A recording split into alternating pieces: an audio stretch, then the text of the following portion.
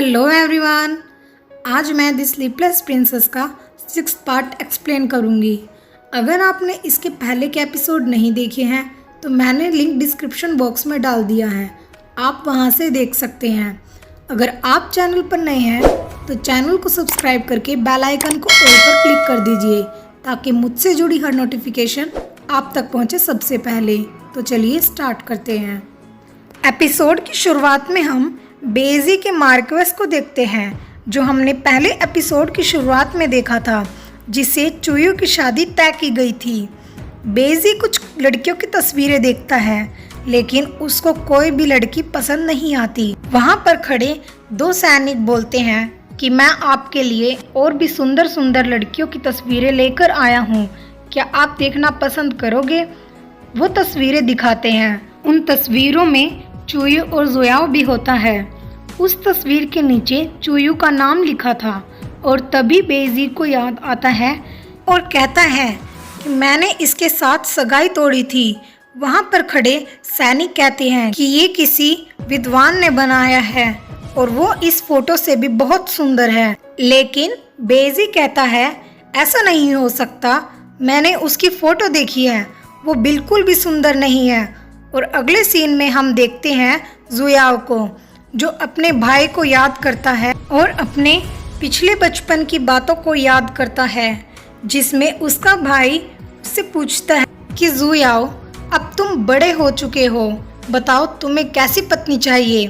वो कहता है कि मुझे ऐसी पत्नी चाहिए जो सुंदर हो और सबका ख्याल रखने वाली होनी चाहिए और सबसे अच्छे से व्यवहार भी करती हो। जुयाओ अपने बड़े भाई से पूछता है कि आपको कैसी पत्नी चाहिए। वो उसको कुछ भी नहीं बताता और वहाँ से चला जाता है। उसके बाद वहाँ पर राजकुमारी चुयू भी आ जाती है। राजकुमारी चुयू जुयाओ से चाय के लिए पूछती है। जुयाओ चुयू से कहता है कि तुम आज इतनी अजीब क्यों लग रही हो? चुयू कहती है ऐसा कुछ नहीं है, अब मुझे पता लग गया है कि अच्छी पत्नी कैसी होती है और आज के बाद आपका ख्याल रखूंगी। जुयाओ उसको बुक रखने को कहता है। जब वो बुक को रख देती है तब चुयू उसको कहती है कि मैं अब जा सकती हूँ, मुझे कुछ खरीदना है। जुयाओ उसे जाने की इजाज़त दे देता है। जब चुयू और उसकी दासी बाजार में जाती है तो वो बाजार में अपनी और जुयाओ की फ़ोटो को देखकर वहाँ से चली जाती हैं। वो दोनों एक क्लब में जाते हैं। उसी क्लब में बेजी भी होता है। बेजी बहुत गुस्से में होता है क्योंकि उसके साथ धोखा हुआ था। बेजी कहता है कि मैंने सुना है राजकुमारी सालों से बीमार रहती है और वो रात को सोती भी नहीं, बेचैन होकर इधर उधर भागती है। बेजी राजकुमारी चुयू को उस क्लब में देख लेता है। राजकुमारी चुयू अपने भाई प्रिंस शून से मिलती है। उसका भाई इससे नाराज होता है। चुयू उसे खुश करने की कोशिश करती है, लेकिन वो मानता नहीं है। चुयू उसको समझाती है कि अगर मैं उस रात को आपके साथ चली जाती तो पिताजी हम दोनों को तय खाने में डाल देते। प्रिंस शून उसे पूछता है कि तुम जुयाओ के साथ दिखावा कर रही हो? वो हाँ बोलती है और उससे पूछती है कि यहाँ पर कोई है तो नहीं। राजकुमारी प्रिंस शून को कहती है कि मैं महारानी को वापस लाने के बहाने वहाँ से भाग जाऊंगी। उन दोनों की बातें बाहर खड़ा बेजी भी चुपके से सुन लेता है। और अगली सुबह को हम देखते हैं जब चुयू महारानी को लाने के लिए पूरी तैयारी कर रही होती है और साथ ही वो भागने का भी प्लान बनाती है। जुयाओ आ जाता है और वो उसको कहता है कि तुम अपना ख्याल रखना, और वो रथ में बैठकर चली जाती है। उधर महारानी के पास एक सैनिक आता है। वो उसको बताता है कि राजकुमारी चुयू आपको वापस लेने के लिए आ रही है। महारानी कहती है कि एक कमज़ोर राजकुमारी मुझे लेने आ रही है।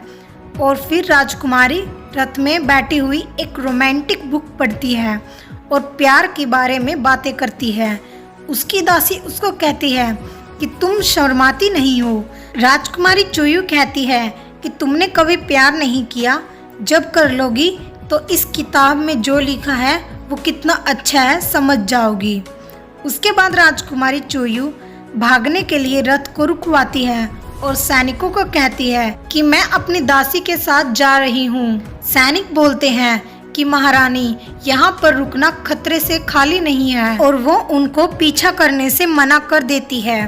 वो वहाँ से चली जाती हैं। राजकुमारी चुयू अपनी दासी को सैनिकों पे नजर रखने को कहती है और वो भागने के लिए चली जाती है। आगे वो अपने भाई को ढूंढ रही थी कि तभी वहाँ पर बेइजी का एक सैनिक आता है और उसको उठाकर ले जाता है। राजकुमारी को वापस आने में बहुत देर हो जाती है।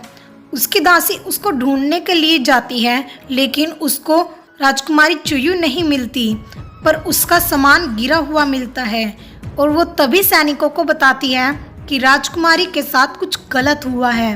वो सभी राजकुमारी चुयू को ढूंढते हैं और राजकुमार जोयाओ को खबर कर देते हैं, और ये सब उनका भाई प्रिंस शून को भी पता लग जाता है। अगले सीन में हम देखते हैं कि राजकुमारी चुयू एक कमरे में होती है। उसके पैर और हाथ भी बंधे हुए होते हैं। जब उसको होश आता है तो वहाँ पर बेइजी आ जाता है। उधर राजकुमार को खबर मिलती है कि राजकुमारी गायब हो चुकी है। उसको ढूंढने के लिए वो निकल जाता है। फिर बेइजी राजकुमारी को बताता है कि मैं बेइजी हूँ और कहता है कि तुमने मेरे साथ धोखा किया है। राजकुमारी चुई उसको कहती है कि मेरे साथ अन्याय हुआ है और जोयाओ ने मेरे साथ शादी की है। जब बेइजी उसके करीब आने की कोशिश करता है तभी राजकुमारी उसको रोकती है और कहती है कि मुझे भूख लगी है। उधर राजकुमार जोयाओ आते हैं और उनके सैनिक बताते हैं कि राजकुमारी ने उनको कहा था कि उसको जंगल में कुछ काम है, लेकिन वो काफ़ी देर से नहीं लौटी। राजकुमार जोयाओ उनसे सुराग मांगते हैं। वो राजकुमारी का सामान दिखाते हैं जो जंगल में पड़ा हुआ था। अगले सीन में हमें दिखाते हैं कि राजकुमारी खाना खाते हुए बहुत देर लगा देती है। बेइजी उसको कमरे में चलने के लिए बोलता है। राजकुमारी चुयू उसे डराकर वहाँ से भाग जाती है कि तभी बेइजी के सैनिक उसको पकड़ लेते हैं। बेइजी बहुत गुस्से में आ जाता है और यहीं पर यह एपिसोड खत्म हो जाता है। अगर आपको मेरी वीडियो अच्छी लगती है तो वीडियो को लाइक कीजिए, शेयर कर दीजिए और कमेंट बॉक्स में अपने कमेंट ज़रूर करना। अगर आप चैनल पर नए हैं तो चैनल को सब्सक्राइब करके बेल आइकन को प्रेस उसको ऑल पर क्लिक कर दीजिए ताकि मेरे आने वाले सभी वीडियो की नोटिफिकेशन आप तक पहुंच सके। मिलते हैं नेक्स्ट पार्ट में।